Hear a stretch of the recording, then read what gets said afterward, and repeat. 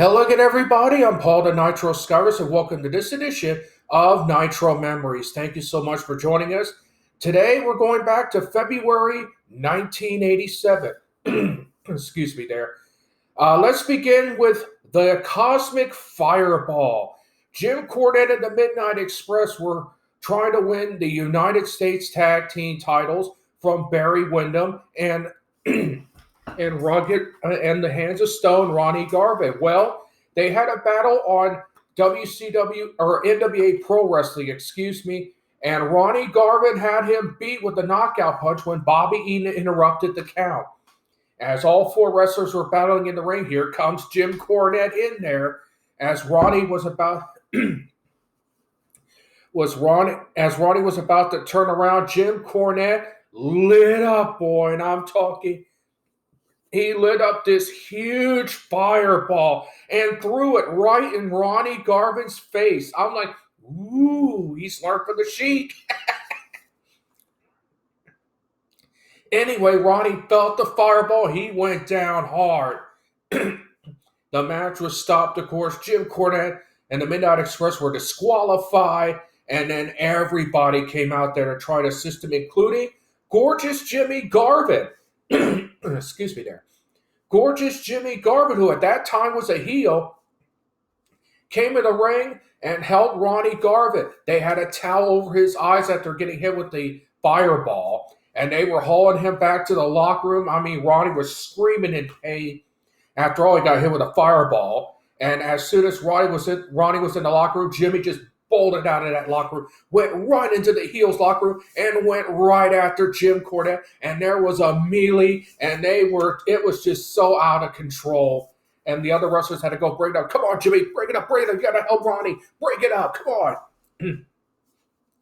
And then they escorted Ronnie to a car where they took him to the hospital, and he suffered a bad burn on his face thanks to the fireball. Well, Jim Crockett, president of the NWA and Jim Crockett Promotions, came on World Championship Wrestling a week later and announced that Jim Cornette was suspended from television as well as all NWA wrestling events for 60 days.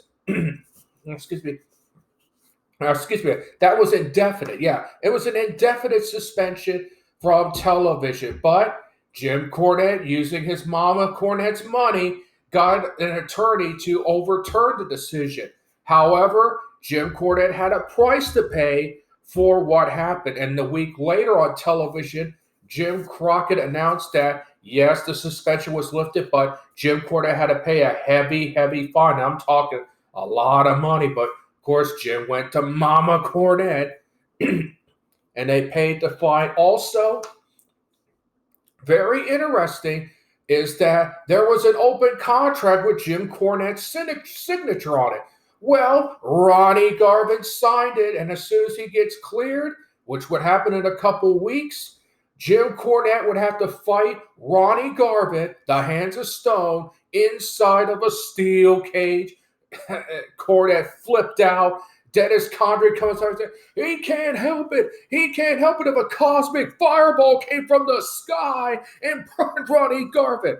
That's where the cosmic fireball term came from. Yeah, Dennis, it came from the sky and Ronnie Garvin. Really? That would lead now to the cage match with Ronnie Garvin and Jim Cornette. That would happen in a few weeks' time. But Ronnie delivered a promo saying that he was going to get rid of Jim Cornette once and for all. You could see the burn mark on there. It was revenge time. And then Jimmy Garvin went on Worldwide, I think, that very same week. It says it's a crying shame that someone like Jim Cornette would have to burn somebody. It's a crying shame. And that they were going to get revenge. That became Jimmy Garvin's face turn. And that's the story of the Cosmic Fireball, and the war between the Garvins and the Midnight Express began. Also around this time in the World Wrestling Federation, Wrestlemania 3 was heating up. The big press conference happened where Andre the Giant and Hulk Hogan signed the contract. Hulk Hogan signed the contract, says, I'm not signing this in ink. I'm going to sign it in your blood. I was like, what the hell, Hogan? You're not going to beat Andre the Giant. No way. And Andre said, speak to me. Or the Hogan was like, speak to me, brother. Andre said, if I had something to say, I'll say it. Au revoir. And he left. And Hulk Hogan stood there with his mouth open. What? But the match was signed. Also, Ricky the Dragon Steamboat returned to the World Wrestling Federation and challenged the Macho Man Randy Savage for the Intercontinental title. That would happen at WrestleMania. And George the Animal Steel would be in the corner of Ricky the Dragon Steamboat. Of course, the Hart Foundation were at that time the new World Wrestling Federation Tag Team Champions, but they would not have Danny Davis anymore as a referee. WWF President Jack Tunney ruled that Danny Davis would be suspended for life plus 5 years as a referee in the World Wrestling Federation. How can you suspend somebody for life and add 5 years on it? Who knows? Anyway, Danny Davis became Dangerous Danny Davis. Oh, he's dangerous. You gotta watch out for him. He's dangerous. And they agreed to a 6-man tag at WrestleMania against the Bulldogs and Tito Santana. Anyway, at WrestleMania 3.